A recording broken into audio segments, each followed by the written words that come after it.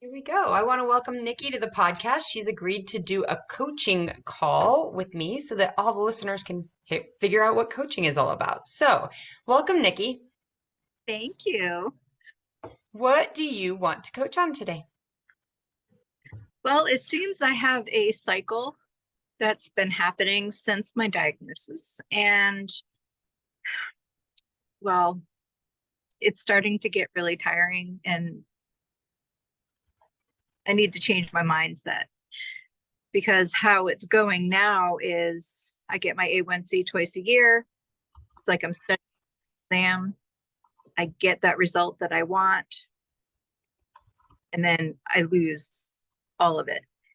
I drive straight to get the ice cream from the doctor after I get my A1C, fall off the wagon until it's nearing that period of time for my next A1C.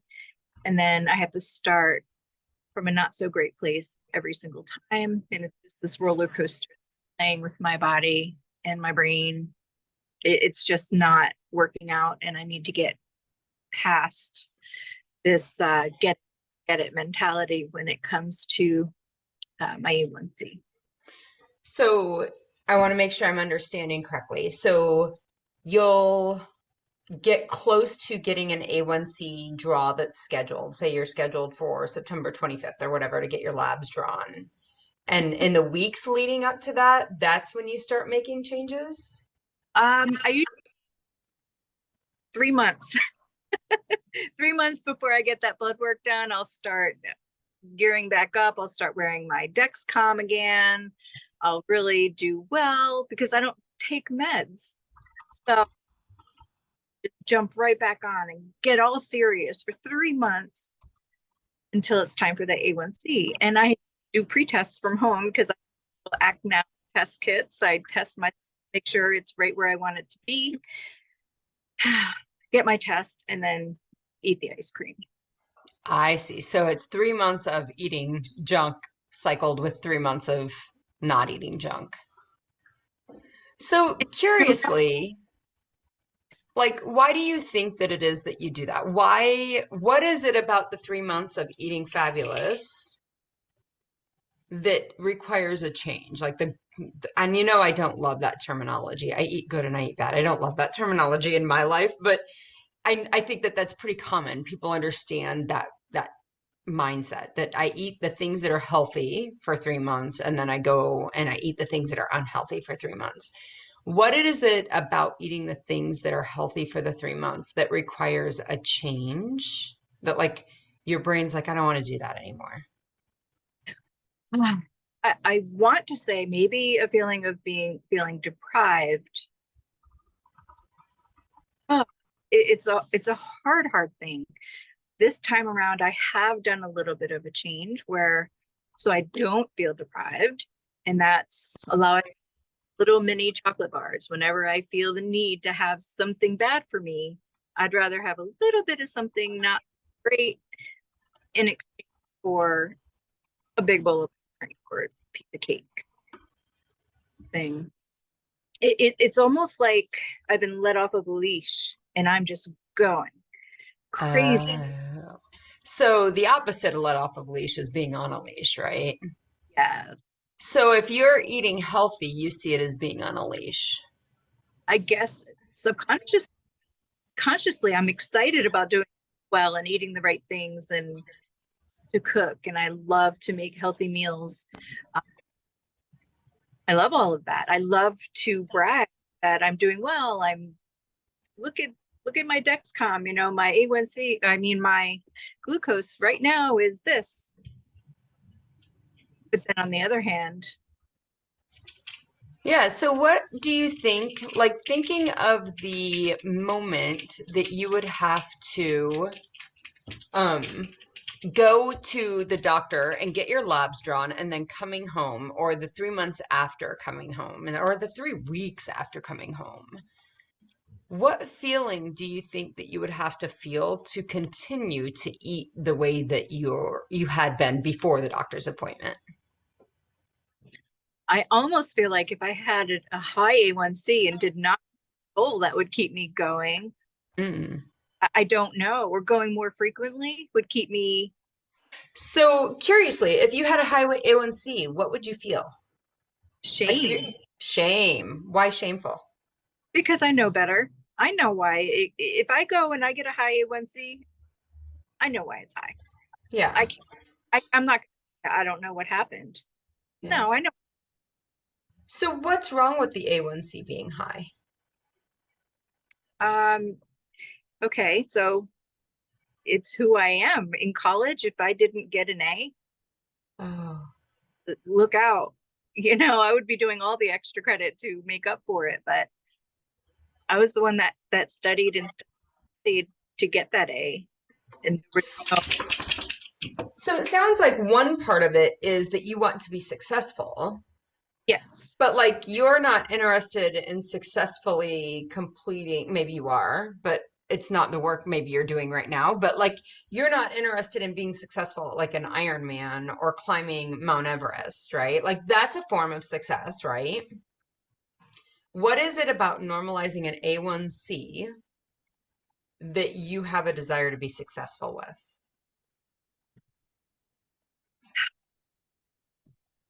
it's almost like a trophy. Mhm. Like I climbed Mount Yeah, Everest, it's a trophy that says what though? that I'm successful, that I've accomplished my goal, that I I But why set is this particular goal like important to you? Why is there a connection to this goal? to feel proud Mhm. that I can do it. What if you don't have an A1C that's normal? Other Then than feeling shame, what does it mean long term for you? it means that I'm not working for it. I'm not doing my part in being healthy. Yeah. What is it that, why is it important to be healthy? I've got children, I've got a grandson, I have a husband, I don't want to feel crappy. I was Yeah. feeling awful when I was diagnosed. And then after 3 months of misbehaving, You feel awful again. awful again. I feel awful after a couple of days of misbehaving. It's mentally, physically, all of it. I get Do what you're you think that it's more the shame or that, like, if my A1C, so you go for your 3 months and your A1C was still bad, quote unquote bad, right? It was still higher than you want it. Versus when you clean things up and you're good for 3 months and you go and your A1C is good and then you have 3 months of not eating the way you know you need to be eating. If that, before you go into that 3 months of not eating the way you know you need to be eating, if that initial A1C that you or that A1C that you did was high, is there more shame that would keep you eating healthy, or is it more of fear or feeling bad or worry that would keep you eating healthy? the shame. The shame. How interesting. So what's so bad? Ooh. What is so bad about not doing that right? So my aunt, she posted, you mentioned her in your last podcast. She's the one that I had mentioned previously about the Diet Coke and how the Diet Coke was more important to her than her life. And she's finally getting it together. I feel like a preacher and I'm just preaching to her all the time about it. Um,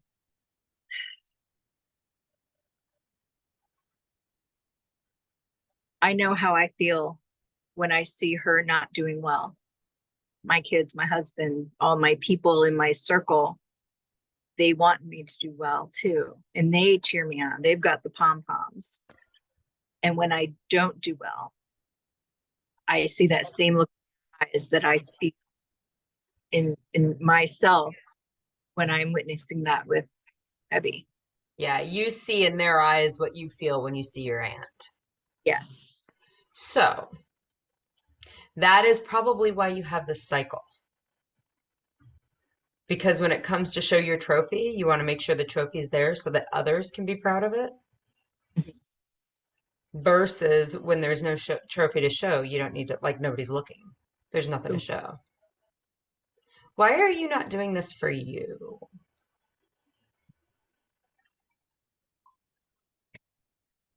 ooh, you're tough on me. I don't mean to be, but yeah, sometimes it is hard because that's what's keeping you in this cycle, right? You touch these nerves. I Bing. myself do it all the time, even on the Facebook group. Um, I'm a mom. I'm hot wired, hardwired to make sure everybody else is taken care of. Yeah. So who's going to take care of you? Right? Yeah. I got. I think that that's one of the most powerful things to see. Like, I think, and I'm going to curiously ask you, but a lot of times with women, I see that this mentality of I have to take care of them. It's almost Mhm. like there's a limited amount of care that can go around. I can either take care of them or I can take care of me. And so I think the expansive challenge or like my welcome to you or challenge to you is like, how can I do both? Right? And everybody hears the idea of I've got to put my oxygen mask on before I apply somebody else's. And I do believe that's true. It's hard for me to take care of others if I'm not taking care of me. I think that there is truth to that. But I think that that continues the idea that I've got to choose one or the other. What if I can choose both? What if I can care for them and care for me? That's one challenge. But the question I asked you is like, who else is going to do it?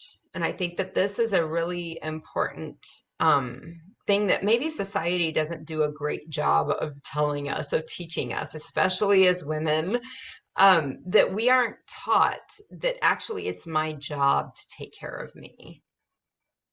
Nobody else's job at all. Nobody else's job, but more than that, nobody else knows what I need the way I know what I need. I mean, look how long it takes all these podcasts for us to finally get it. How are we going to possibly explain that to our loved and to our friends and coworkers? And then expect them to advocate for the stuff that we just maybe finally got them to understand, right? Yeah. Right. So that explains a lot of why you're in this cycle. Can I tell you a little story? Absolutely. So as you're saying this, I was at my son-in-law's birthday party. It was the end of the night. Most people had gone home. There were probably 8 of us left, the kids, their significant, and I had behaved. I had behaved really well, but my Dexcom was saying that my glucose was up to 188, and I could not for the life of me figure out what was going on. I was really upset. And my daughter asked me, "What's wrong?" I said, "Well, I'm up to 188. This is cellular concerned." And she said, "Well, what can you do about it?" I said, "Maybe I can go try to, drink some water, get it down." And she said, "All right, everybody up." Everybody left, got up 10:30 at night, and we're walking the streets of the neighborhood. And when we got back, it was still like 170. So she's like, "Let's go." And we went and walked the same loop all over again. And they didn't matter. We were together, whether we were walking down my numbers or not. When we got back, I did a finger prick and my glucose was like 130. The Dexcom was off, not me. Yeah.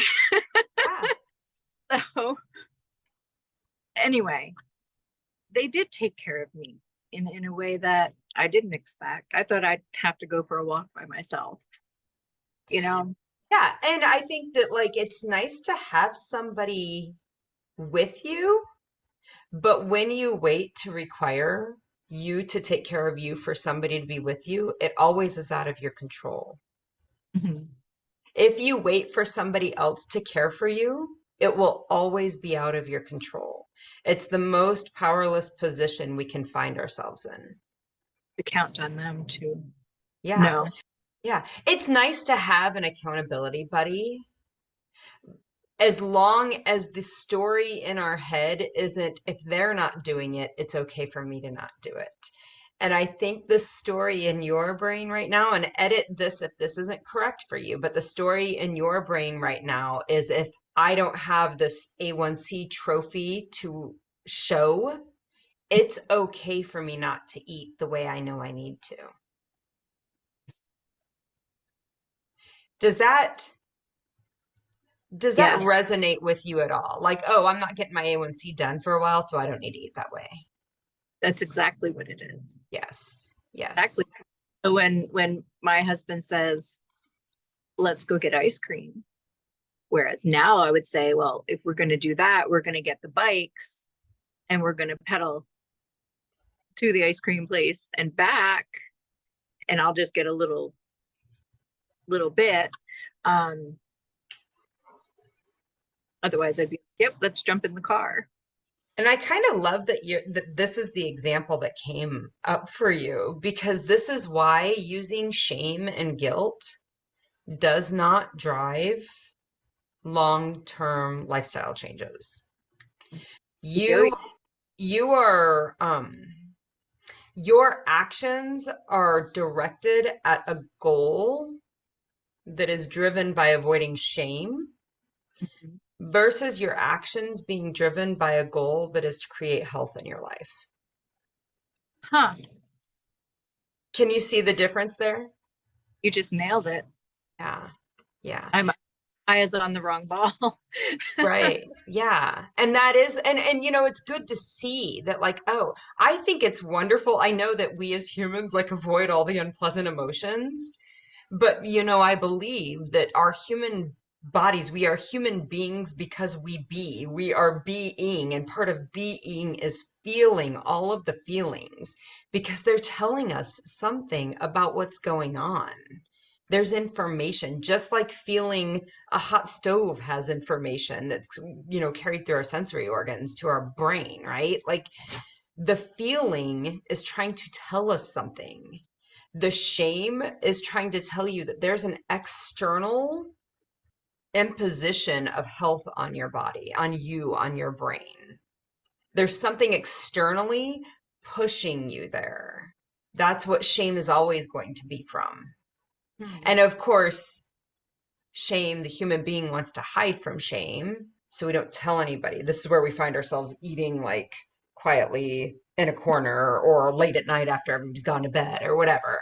Like we hide our experience because we don't want others to know that we're not actually doing the thing that we're purporting we're doing, that we're portraying ourselves to do. Versus if we're not having that external pressure to drive our experience, and instead we're actually like, I just want to be healthy.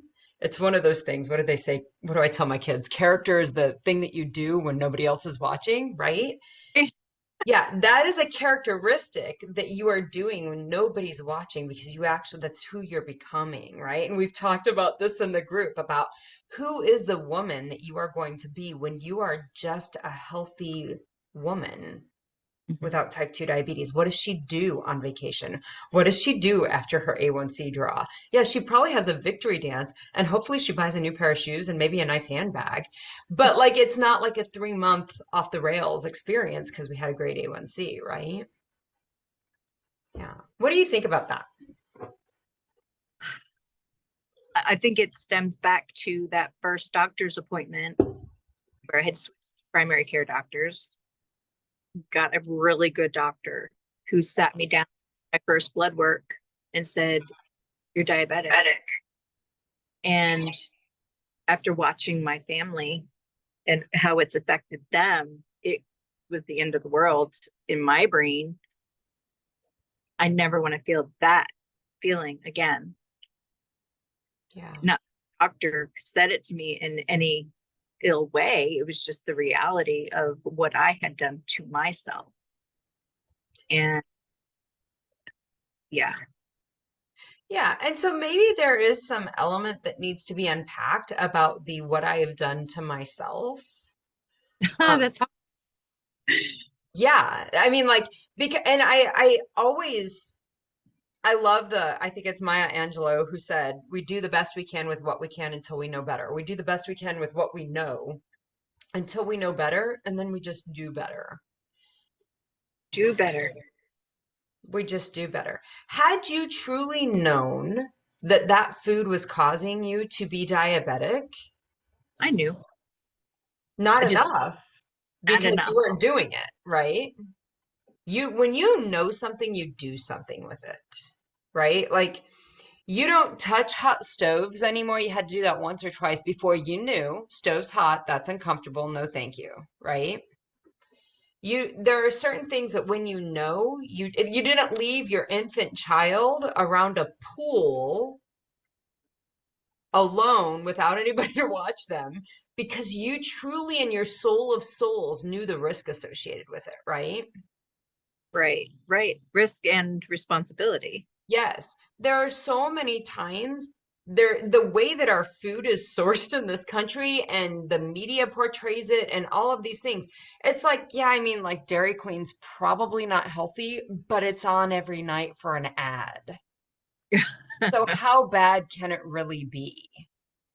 Right. Or they were eating and it wasn't a problem for them. Maybe it won't be a problem for me. It always is. But that's not knowing it though, right? That behavior that set you up for that appointment with your doctor did not come from it's always a problem. Right. It came from maybe it won't happen to me, Yep. right? Denial. Yeah, yeah. So I think giving ourselves grace that like I was doing like what I really thought. I mean, like we all take risks in life, right? Like we've all looked at our phone and read a text when we're in the car. Maybe we haven't all done that, but I mean that's a pretty common thing that we're like, that's a risk. I probably shouldn't take it, but I do. We've, I don't know, maybe not all of us have went out in a place where we're like, do I wear a mask right now? Am I going to get COVID? And even before COVID, am I going to get influenza? I certainly saw that in my own experience. And maybe it's because I'm a healthcare provider and that was a situation that we found ourselves in. There's always an amount of risk that we're willing to take as human beings. However, most of the time, we're not going to have to pay the consequence for that risk. And a lot of times with this food business, we believe the same thing. Like, oh, I'm willing to take that risk because maybe I'm not going to have to pay the long-term consequence for that risk, right? And then, but the rude thing that we as humans do and that you're doing is like, oh, I was willing to take the risk, but then when it came to fruition, right? When the reality set in and you got the diagnosis, then you were kicking yourself in the teeth for it. Yeah. What if you just say, oh, I thought I was doing the best I could and it wasn't there? Like, I don't know that I need to beat myself up for it. How does that land for you? I feel like I would be lying to myself because I do know better. I know I wasn't doing my best. Yeah. Myself. Yeah. So what's wrong with lying to yourself though? Because you were doing it one place or the other, Right. I right? know.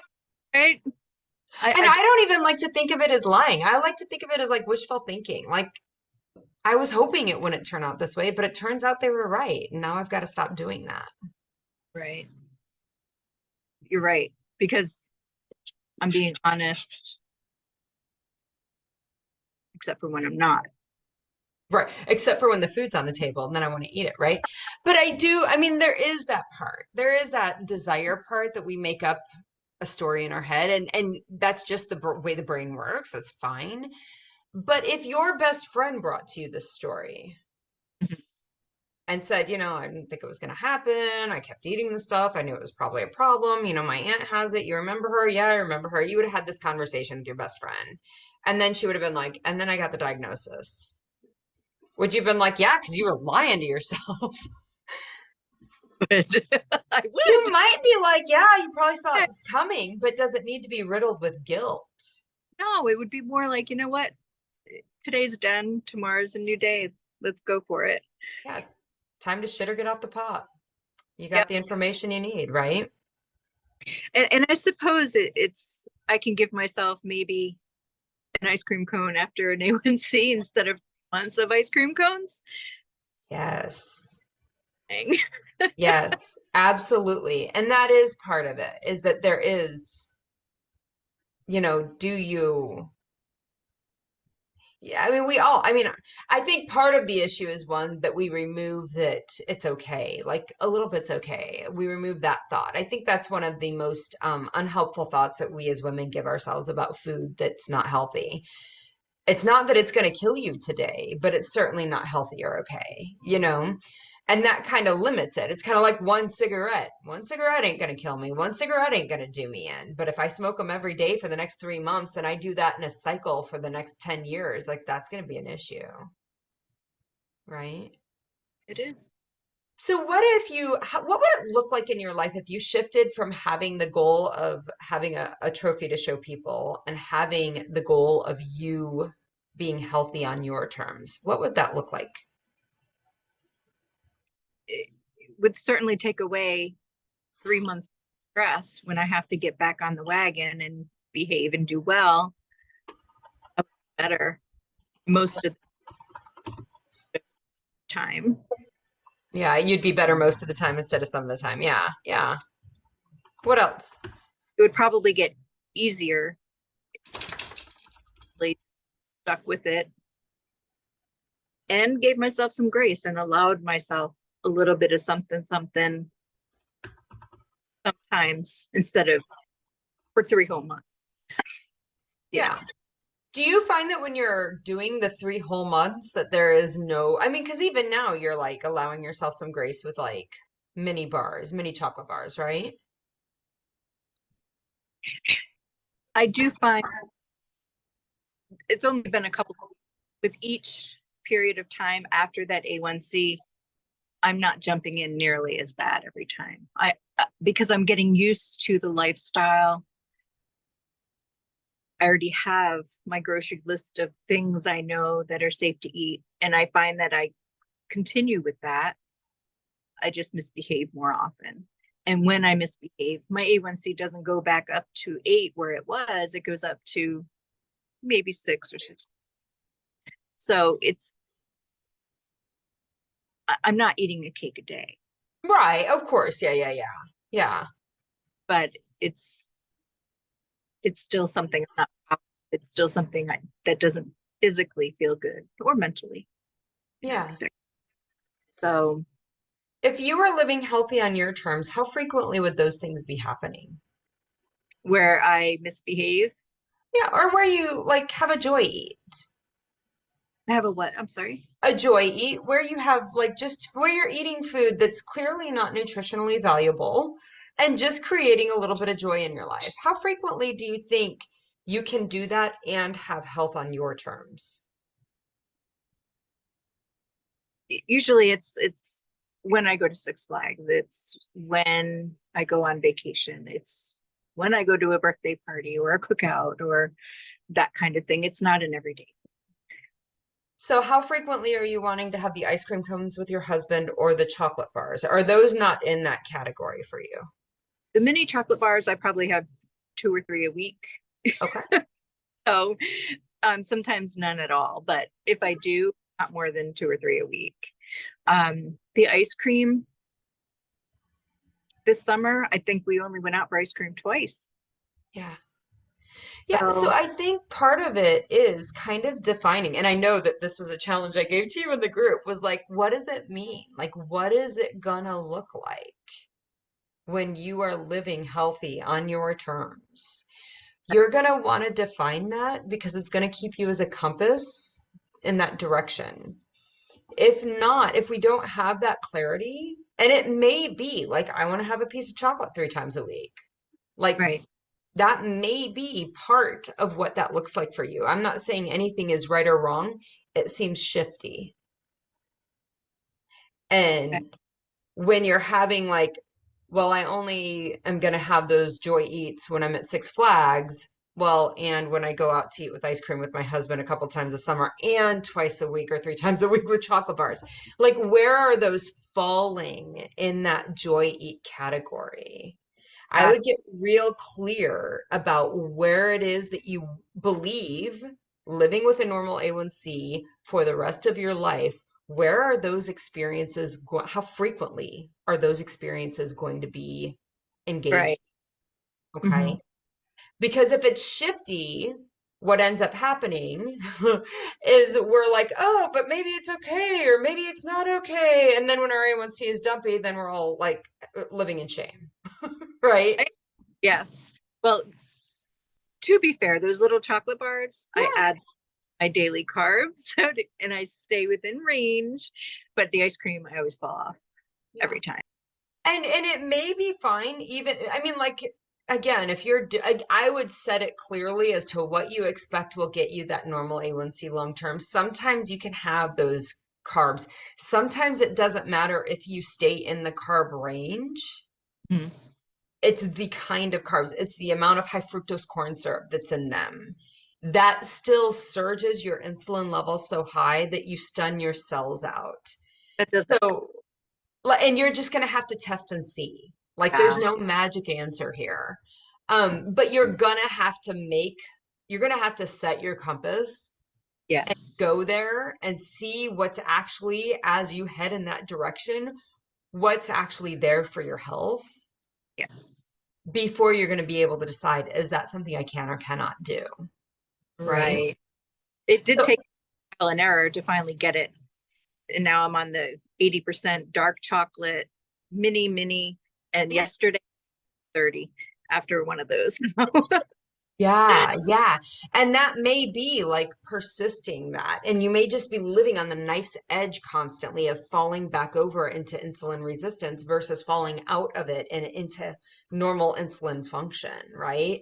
So that is part of it. But if you can remove that shame, you're not pressured so much in the 3 months before your A1C that then you need to feel like, oh, it's finally done and I'm out of that pressure zone and the shame's not there and I can have some, pressure release, a valve, that releases that pressure for the next 3 months. Right, right. And that's what it is too. It's pressure, holding my breath for 3 months. Yes. Holds. Yeah. And you're doing it because it's directed at, like, there's this external force driving you to pull that A1C down versus internally, I want to live healthy. And how do I go forward from there? I need a new ball to focus on. Yeah. I would spend some time defining that for yourself because I think there's going to be a lot of good boundaries to, work within from that space. And I think that might get you out of this cycle that's exhausting. It is so. Yeah. What do you think about that?